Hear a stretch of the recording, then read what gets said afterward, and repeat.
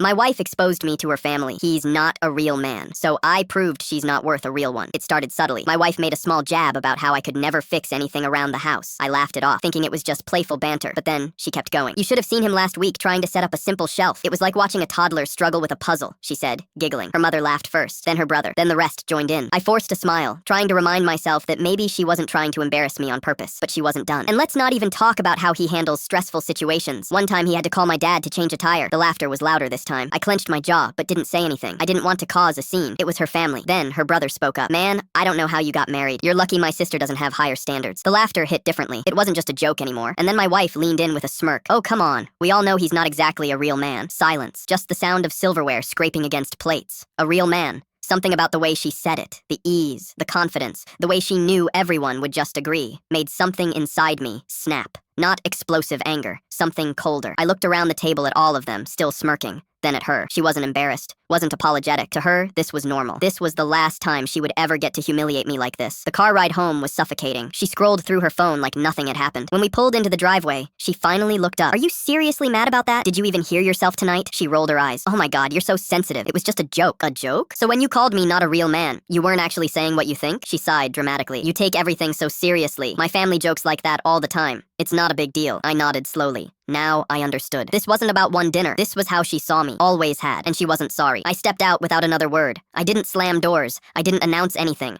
I simply stopped trying. I stopped initiating conversations, stopped making plans, started going to the gym consistently, spent time on my own projects. I stopped waiting for her to appreciate me. Days passed, then weeks. She went about her routine. Wake up, scroll, leave for work without a glance. Then she started noticing. "You've been really distant lately," she said one evening. I shrugged. "Just busy." That answer didn't sit well with her. Then came another family gathering. Her mother pointed out, "You've been quiet tonight." I gave a polite smile. Nothing much to say. My wife forced a laugh. "He's been so serious lately." She looked at me, waiting for me to joke back. Her brother smirked. "You still struggling to be a real man? Or did you finally figure it out?" The old me would have laughed it off. The new me just looked at him, held his gaze long enough for him to realize I wasn't playing anymore. His smirk faded. My silence was my response. The drive home was different. She wasn't scrolling, just staring straight ahead, fingers drumming against her thigh. The door closed behind us. "What the hell was that? What was what? You sat there all night acting like a stranger. Was I supposed to be?" Her jaw tightened. "Are you seriously still mad about that stupid joke? That was weeks ago." "This isn't about the joke. It's about the fact that I finally saw things for what they are." "Oh, please. Enlighten me. I spent years trying to be good enough for you, trying to prove myself, trying to fit into whatever version of a real man you think I should be." Her arms dropped. "And now you're done?" "Yeah, I am." I grabbed a bag from the closet and started throwing clothes into it. "Oh, so what? You're just leaving? Just like that?" I zipped the bag closed. "Yeah, just like that." "Right, so you think you're punishing me? That I'm going to beg you to stay?" I turned to face her one last time. "No, I think you're going to do exactly what you've always done. Pretend you don't care. Pretend you're better off. And maybe you are." I slung the bag over my shoulder. "But so am I."